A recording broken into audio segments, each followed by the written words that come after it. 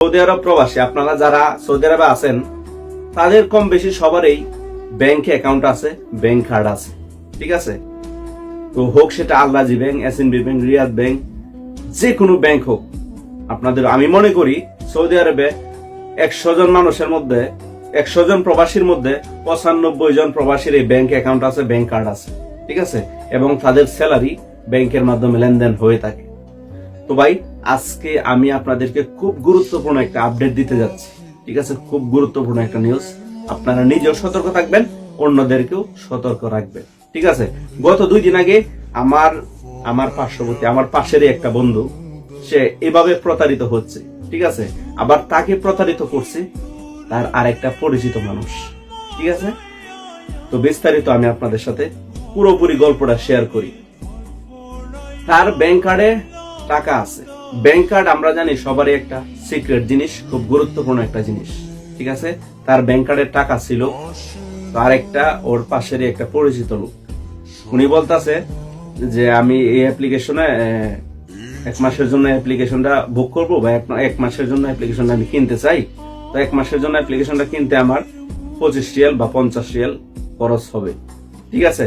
এখন উনি তো কার্ড থেকে টাকা চাইতেছে, অ্যাপ্লিকেশনে কার্ড নাম্বার চাইতেছে, বা যে কোনো প্রসেসে কার্ড থেকে টাকা দিতে হবে, কিন্তু আমার তো ব্যাংক কার্ড নাই বা আমার কার্ডে টাকা নাই।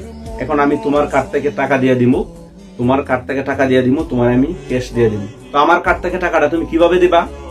আমার কার্ড থেকে টাকাটা তুমি এইভাবেই দিবা যে আমার কার্ড নাম্বার, আমার কার্ড নেম, মানে কার্ডের যতগুলো ডিটেলস আছে, কার্ড নাম্বার, হোল্ডিং নেম বা সিরিসি নাম্বার, যত কিছু ডিটেলস আছে সবকিছু কিন্তু এই অ্যাপ্লিকেশনটা কেনার জন্য এখানে দিয়ে সাবমিট করে দিছে, ঠিক আছে। সাবমিট করে দেওয়ার পরে প্রথমবার 50 টাকা হোক আর 40 টাকা হোক, যে টাকাই ওনার কার্ড থেকে কার্ডটা নিয়ে গেছে, তারপর ওনার যে পরিচিত লোকটা যে এই কাজটা করছে উনি ওনারে ক্যাশ টাকা দিয়ে দিছে।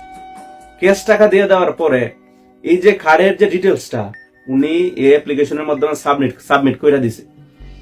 এটা কিন্তু ভাই শুধু 1 মাসের জন্যই না, এই কার্ড ওই অ্যাপ্লিকেশন প্রতি মাসে মাসে তার কার্ড থেকে অটোমেটিক টাকা কাটতে নিতেছে, কিন্তু সে এটা বুঝতে পারতেছে না।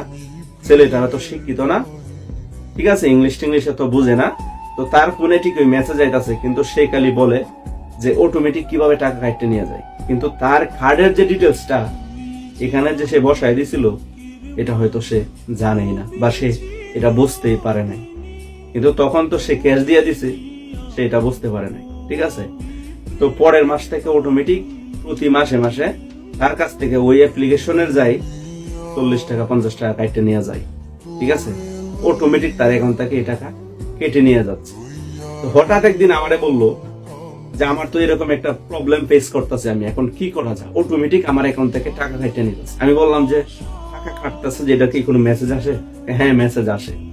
আমি বললাম যে মেসেজটা আমরা দেখাও তো।